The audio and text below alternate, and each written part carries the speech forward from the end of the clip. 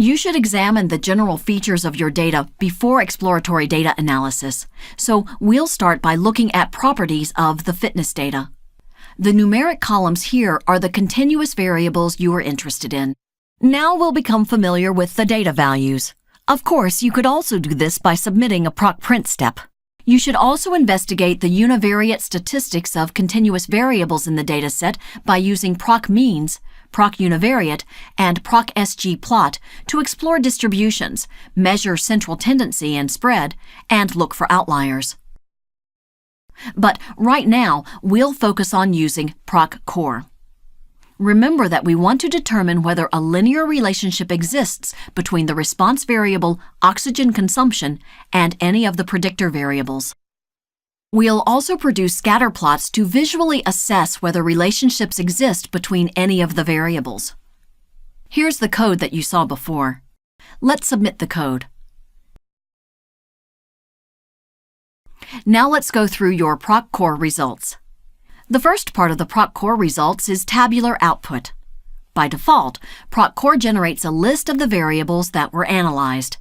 Then it displays descriptive statistics for each variable, including the mean, standard deviation, and minimum and maximum values.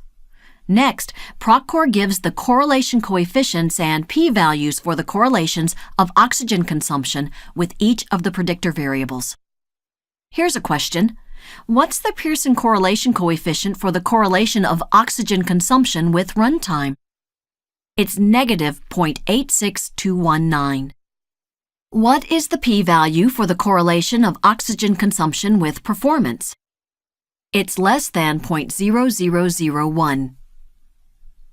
Remember that the p-values are testing the null hypothesis.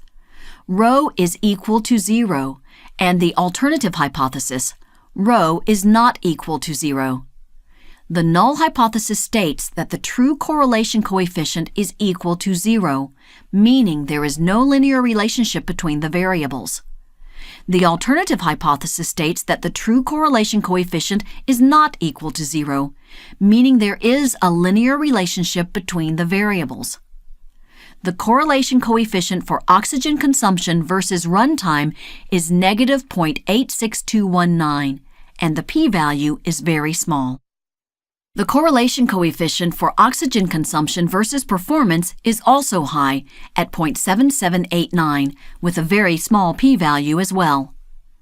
The high correlations indicate strong relationships between oxygen consumption and each of the two variables. Try this question. For these two correlations, would you reject the null hypothesis or not?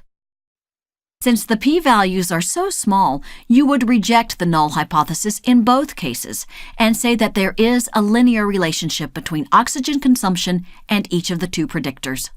So this output tells us that runtime and performance may be good predictors for oxygen consumption. You need to be careful with these other p-values. Even though no linear relationship exists between two variables with a low p-value, such as oxygen consumption and weight, some other type of relationship might exist, such as a curvilinear relationship. Now let's go through the scatter plots associated with the correlations. Here's the scatter plot for oxygen consumption versus runtime. What type of relationship do you see? A strong negative linear relationship exists between these two variables. You already saw that the correlation coefficient of negative 0.86219 indicated this type of relationship. Next, what type of relationship do you see for oxygen consumption versus age?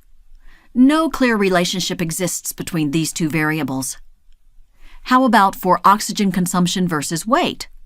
Again, no clear relationship exists between these two variables. The same seems true for oxygen consumption versus run pulse, oxygen consumption versus rest pulse, and oxygen consumption versus maximum pulse.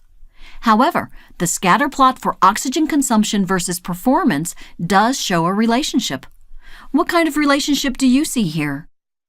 A strong positive linear relationship exists between these two variables, as the correlation coefficient 0.77890 indicated. Overall, the correlation and scatterplot analyses indicated that several variables might be good predictors for oxygen consumption, in particular, runtime and performance.